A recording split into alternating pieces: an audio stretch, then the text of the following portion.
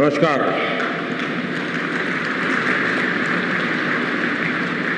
इस ऐतिहासिक कार्यक्रम में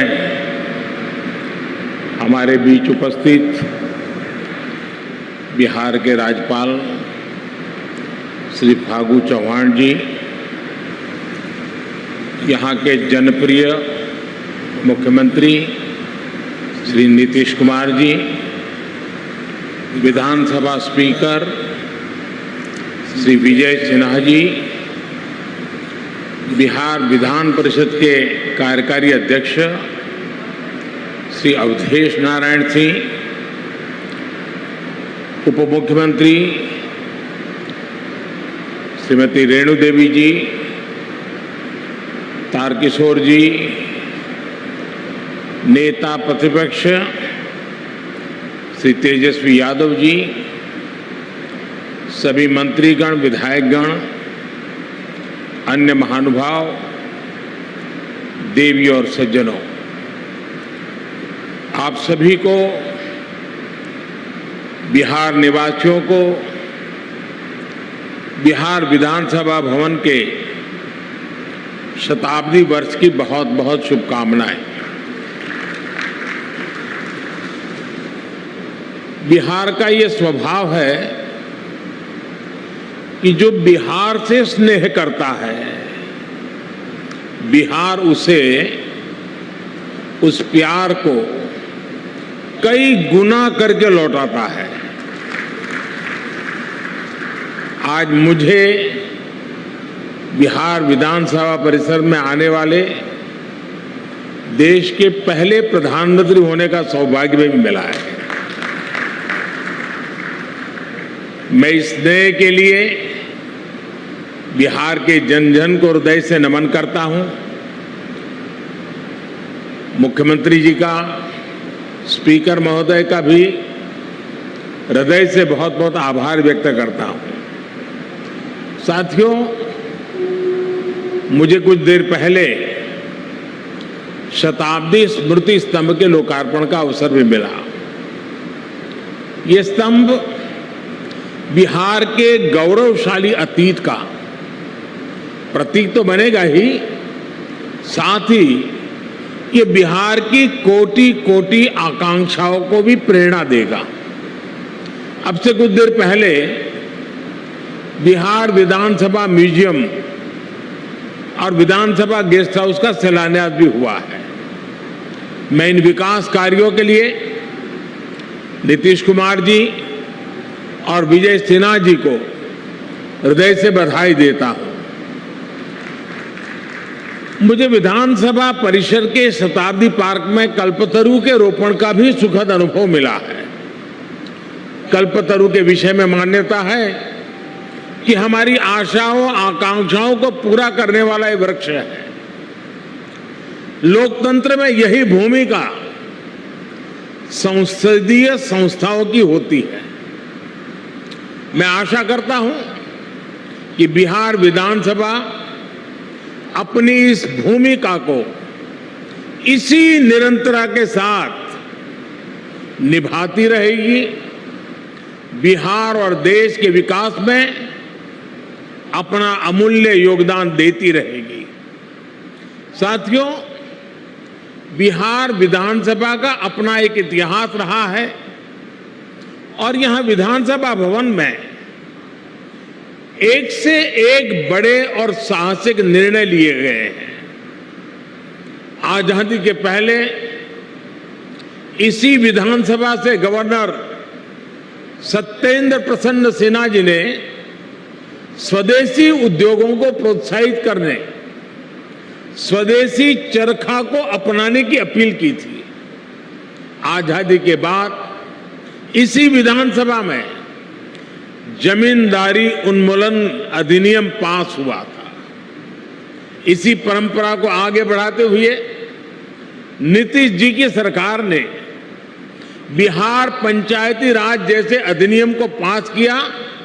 इस अधिनियम के जरिए बिहार पहला ऐसा राज्य बना जिसने पंचायती राज में महिलाओं को 50% आरक्षण दिया।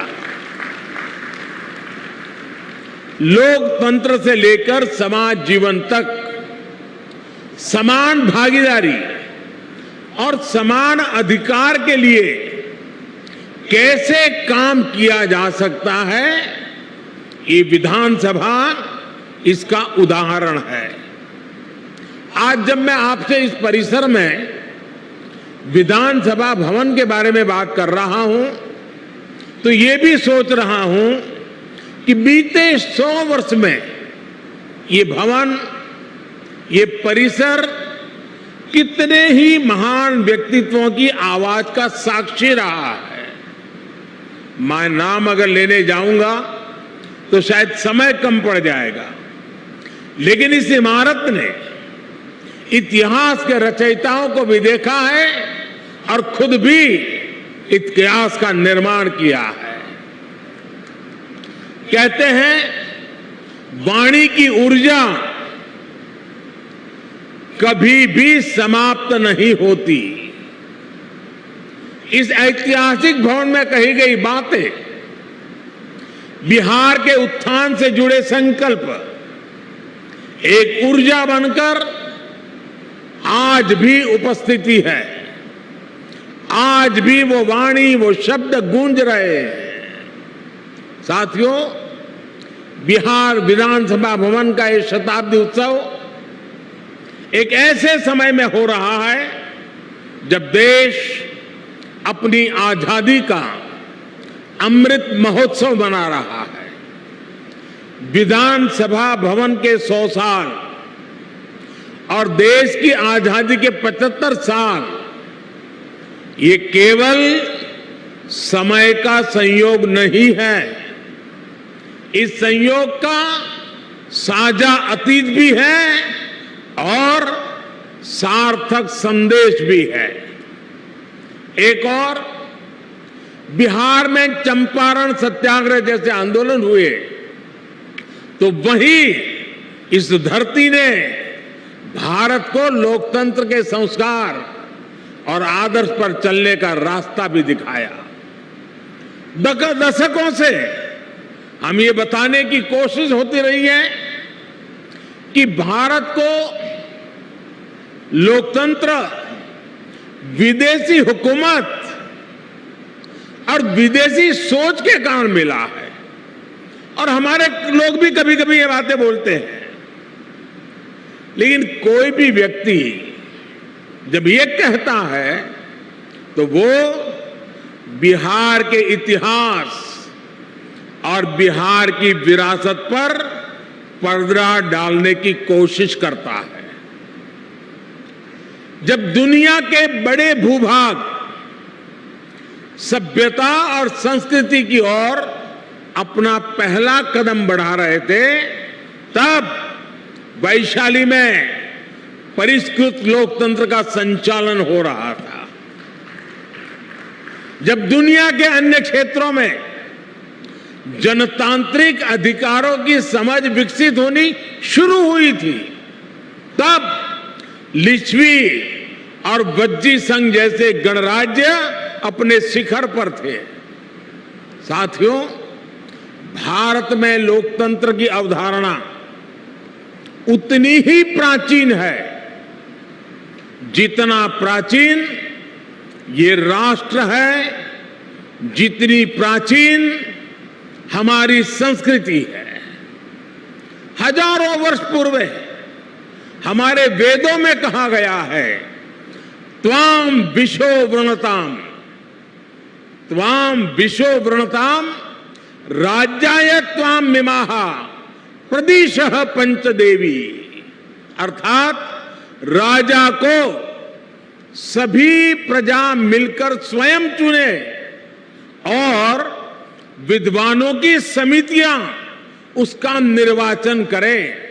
ये वेद में कहा गया है, हजारों साल पूरे ग्रंथ में कहा गया है।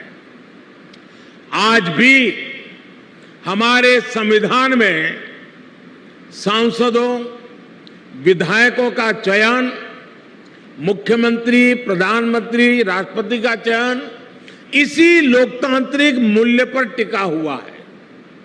एक विचार के रूप में हमारे यहां लोकतंत्र इसलिए हजारों वर्षों से जीवित है क्योंकि भारत लोकतंत्र को समता और समानता का माध्यम मानता है। भारत सह अस्तित्व और सौहार्द के विचार में भरोसा करता है। हम सब में भरोसा करते हैं, सहकार में भरोसा करते हैं, सामंजस्य में भरोसा करते हैं और समाज की संगठित शक्ति में भरोसा करते हैं। इसलिए हमारे वेदों ने हमें यह भी मंत्र दिया है, संगच्छध्वम संवदध्वम संवो मनासि जानताम, अर्थात हम मिलकर चले, मिलकर बोले, वो एक दूसरे के मनों को, एक दूसरे के विचारों को जाने और समझे। इसी वेद मंत्र में आगे कहा गया है, समानो मंत्रः समिति समानी समानम मनः सहचित्तमेशम, अर्थात हम मिलकर समान विचार करें, हमारी समितियां, हमारी सभाएं और सदन कल्याण भाव के लिए समान विचार वाले हो और हमारे हृदय भी समान हो। हृदय से लोकतंत्र को स्वीकार करने की ऐसी विराट भावना एक राष्ट्र के रूप में भारत ही प्रस्तुत कर रहा है। इसलिए मैं जब भी दुनिया में अलग अलग जब देशों में जाता हूं, बड़े वैश्विक मंचों पर मौजूद होता हूं, तो मैं बहुत गर्व से कहता हूं, क्योंकि हमारे कान में किसी न किसी कारण से एक शब्द भर दिया गया है। हमारी मन की रचना को एक जगह पे स्थगित कर दिया गया है। हमें बार बार सुनाया गया है कि we are a largest democracy of the world, हम दुनिया की सबसे बड़े लोकतंत्र है, और हम भी उसी को स्वीकार कर लिया है बार बार सुनने के कारण। मैं आज भी दुनिया के मंच पर जब भी जाता हूं, बड़े गर्व से कहता हूं कि विश्व में लोकतंत्र की जननी ये भारत है। भारत मदर ऑफ डेमोक्रेसी है, और हमने भी, और बिहार वासियों ने तो खास, दुनिया में डंका बजाते रहना चाहिए कि we are a mother of democracy. और बिहार की गौरवशाली विरासत, पाली में मौजूद ऐतिहासिक दस्तावेज भी इसके जीवंत प्रमाण है। बिहार के इस वैभव को न कोई मिटा सकता है, न कोई छिपा सकता है। इस ऐतिहासिक इमारत ने बिहार की इस लोकतांत्रिक विरासत को 100 वर्ष तक मजबूत किया है। इसलिए मैं समझता हूं कि आज ये इमारत भी हम सभी के नमन की हकदार है। साथियों, इस भवन के इतिहास से बिहार की वो चेतना जुड़ी है जिसने गुलामी के कालखंड में भी अपने जनतांत्रिक मूल्यों को समाप्त नहीं होने दिया। इसके निर्माण के साथ और उसके बाद जो घटनाक्रम जुड़ा हुआ है, वो हमें बार बार याद करना चाहिए। किस तरह श्री कृष्ण सिंह जी ने, श्री बाबू ने अंग्रेजों के सामने शर्त रखी थी कि वो सरकार तभी बनाएंगे जब ब्रिटिश हुकूमत निर्वाचित सरकार के कामकाज में दखल नहीं देगा। कैसे द्वितीय विश्व युद्ध में भारत की सहमति के बिना देश को झोंकने के खिलाफ श्री बाबूजी ने, सरकार ने इस्तीफा दे दिया था। और बिहार का हर व्यक्ति इस बात के लिए गर्व कर सकता है। इस घटनाक्रम ने सदैव इस संदेश का संचार किया कि बिहार लोकतंत्र के खिलाफ कभी कुछ स्वीकार नहीं कर सकता। और भाई और बहनों, हम सभी ने देखा है कि कैसे आजादी के बाद भी बिहार अपनी लोकतांत्रिक निष्ठा को लेकर उतना ही अडिग, उतना ही प्रतिबद्ध रहा।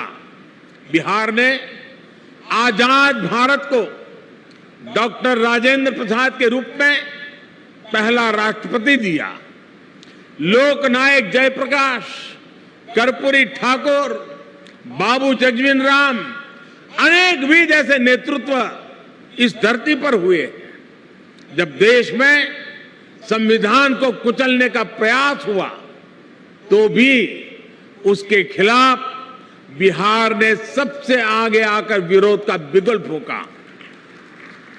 आपातकाल के उस स्याही दौर में बिहार की धरती ने दिखा दिया कि भारत में लोकतंत्र को दबाने की कोशिशें कभी भी कामयाब नहीं हो सकती।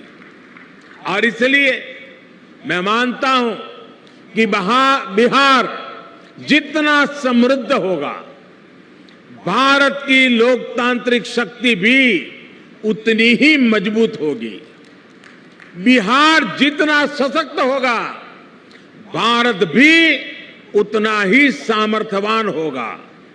साथियों, आजादी का अमृत महोत्सव और बिहार विधानसभा के 100 वर्ष का यह ऐतिहासिक अवसर हम सभी के लिए, प्रत्येक जनप्रतिनिधि के लिए आत्मविवेचना और आत्मनिरीक्षण का भी संदेश लेकर आया है। हम अपने लोकतंत्र को जितना मजबूत करेंगे, उतनी ही मजबूती हमारी आजादी को मिलेगी, हमारे अधिकारों को मिलेगी। आज 21वीं सदी में दुनिया तेजी से बदल रही है। नई जरूरतों के हिसाब से भारत के लोगों की, हमारे युवाओं की आशाएं, अपेक्षाएं भी बढ़ रही है। हमारी लोकतांत्रिक व्यवस्थाओं को इसके हिसाब से तेज गति से कार्य करना पड़ेगा। आज जब हम आजादी के 75वें साल में एक नए भारत के संकल्प के साथ आगे बढ़ रहे हैं, तो इन संकल्पों को आगे बढ़ाने की जिम्मेदारी हमारी संसद और विधानसभाओं पर भी है। इसके लिए हमें ईमानदारी और निष्ठा से दिन रात मेहनत करने की जरूरत है। देश के सांसद के रूप में, राज्य के विधायक के रूप में हमारी ये भी जिम्मेदारी है कि हम लोकतंत्र के सामने आ रही हर चुनौती को मिलकर हराएं। पक्ष विपक्ष के भेद से ऊपर उठकर देश के लिए, देश हित के लिए हमारी आवाज एकजुट होनी चाहिए। जनता से जुड़े विषयों पर सदन सकारात्मक संवाद का केंद्र बने। सकारात्मक कार्यों के लिए हमारी आवाज उतनी ही बुलंद दिखे। इस दिशा में भी हमें निरंतर आगे बढ़ना चाहिए। हमारे आचरण से ही हमारे देश की लोकतांत्रिक परिपक्वता प्रदर्शित होती है। और इसलिए दुनिया के सबसे बड़े लोकतंत्र के साथ साथ हमें दुनिया के सबसे परिपक्व लोकतंत्र के रूप में भी खुद को आगे बढ़ाना है। साथियों, मुझे खुशी है कि आज देश इस दिशा में सकारात्मक बदलाव देख रहा है। मैं अगर संसद की बात करूं तो पिछले कुछ वर्षों में संसद में सांसदों की उपस्थिति और संसद की प्रोडक्टिविटी में रिकॉर्ड वृद्धि हुई है। और अभी विजय जी ने भी विधानसभा का ब्यौरा दिया। सकारात्मकता, गतिशीलता, व्यापक रूप से विषयों की चर्चा, निर्णय उसका पूरा ब्यौरा दिया। साथियों, वैसे संसद में भी पिछले बजट सत्र में भी लोकसभा की प्रोडक्टिविटी 129% थी, 129% थी। राज्यसभा में भी 99% प्रोडक्टिविटी दर्ज की गई। यानी देश लगातार नए संकल्पों पर काम कर रहा है, लोकतांत्रिक विमर्श को आगे बढ़ा रहा है। और हम सभी जानते हैं कि जब लोग ये देखते हैं कि उन्होंने जिन्हें चुनकर भेजा है वो मेहनत कर रहा है, सदन में उनकी बात गंभीरता से रख रहा है, तो उनका भी लोकतंत्र पर विश्वास और बढ़ता है। ये विश्वास बढ़ाना भी हम सबकी जिम्मेदारी है। साथियों, समय के साथ हमें नए विचारों की जरूरत होती है, नई सोच की जरूरत होती है। इसलिए जैसे जैसे लोक बदलता है, लोकतंत्र को भी नए आयाम जोड़ते रहना पड़ता है। इन बदलावों के लिए हमें केवल नई नीतियों की जरूरत नहीं पड़ती, बल्कि पुरानी नीतियां और पुराने कानूनों को भी समय के अनुसार बदलना पड़ता है। बीते वर्षों में संसद ने ऐसे करीब 1500 कानूनों को खत्म किया है। इन कानूनों से सामान्य मानवी को जो दिक्कतें होती थी, देश की प्रगति में जो रुकावटें होती थी, उनका समाधान हुआ और एक नया विश्वास भी पैदा हुआ। राज्य स्तर पर भी ऐसे कई पुराने कानून हैं जो वर्षों से चले आ रहे हैं। हमें मिलकर इस और भी ध्यान देने की जरूरत है। साथियों, दुनिया के लिए 21वीं सदी भारत की सदी है। हम लगातार ये सुनते आए हैं, कई लोगों के मुंह से सुनते हैं, दुनिया के लोग बताते रहते हैं। लेकिन अगर मैं भारत की बात करूं तो मैं कहूंगा कि भारत के लिए ये सदी कर्तव्यों की सदी है। हमें इसी सदी में अगले 25 सालों में नए भारत के स्वर्णिम लक्ष्य तक पहुंचना है। इन लक्ष्यों तक हमें हमारे कर्तव्य ही लेकर जाएंगे। इसलिए ये 25 साल देश के लिए कर्तव्य पथ पर चलने के साल है। ये 25 साल कर्तव्य भावना से स्वयं को समर्पित करने का कालखंड है। हमें स्वयं को अपने लिए, अपने समाज के लिए, अपने देश के लिए कर्तव्य की कसौटी पर कसना होगा। हमें कर्तव्य की पराकाष्ठा को पार करना होगा। आज भारत वैश्विक पटल पर जो कीर्तिमान स्थापित कर रहा है, आज भारत जिस तेजी से वैश्विक ताकत बनकर उभर रहा है, उसके पीछे कोटि कोटि भारतवासियों की कर्तव्य निष्ठा और कर्तव्य भावना है। लोकतंत्र में हमारे सदन जनता की भावनाओं का प्रतिनिधित्व करते हैं। इसलिए देशवासियों की कर्तव्य निष्ठा हमारे सदनों और जनप्रतिनिधियों के आचरण में भी झलकनी चाहिए।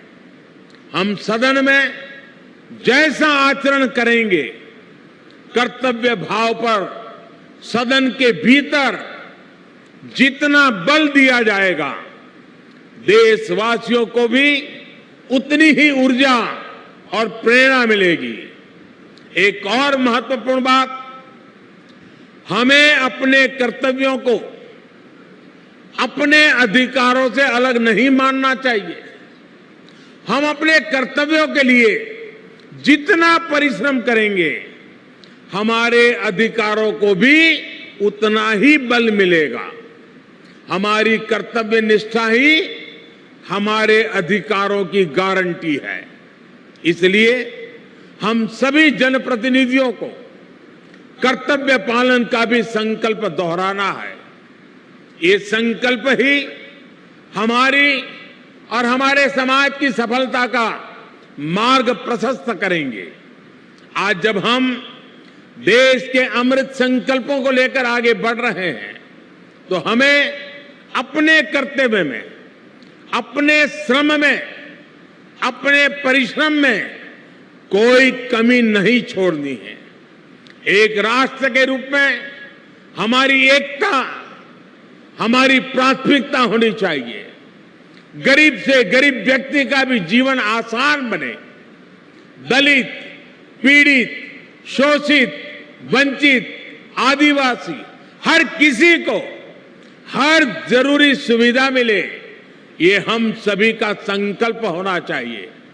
आज सबको घर, सबको पानी, सबको बिजली, सबको इलाज जैसे जिन लक्ष्यों को लेकर देश काम कर रहा है, वो हम सबकी सामूहिक जिम्मेदारी है। बिहार जैसे सामर्थ्यवान और ऊर्जावान राज्य में गरीब, दलित, पिछड़े, आदिवासी और महिलाओं का उत्थान बिहार को भी तेज गति से आगे बढ़ा रहा है और बढ़ाएगा। और बिहार जब आगे बढ़ेगा तो भारत भी अपने स्वर्णिम अतीत को दोहराते हुए विकास और सफलता की नई ऊंचाइयों को छुएगा। इसी कामना के साथ इस महत्वपूर्ण ऐतिहासिक अवसर पर आप सब ने मुझे निमंत्रित किया, इस ऐतिहासिक पल के साक्षी बनने का अवसर दिया। इसके लिए मैं राज्य सरकार का, स्पीकर महोदय का और सभी यहां के वरिष्ठ जनों का हृदय से बहुत बहुत आभार व्यक्त करता हूं। अनेक अनेक शुभकामनाओं के साथ इस 100 साल की यात्रा आने वाले 100 साल के लिए नई ऊर्जा का केंद्र बने, इसी एक अपेक्षा के साथ बहुत बहुत धन्यवाद, बहुत बहुत शुभकामनाएं।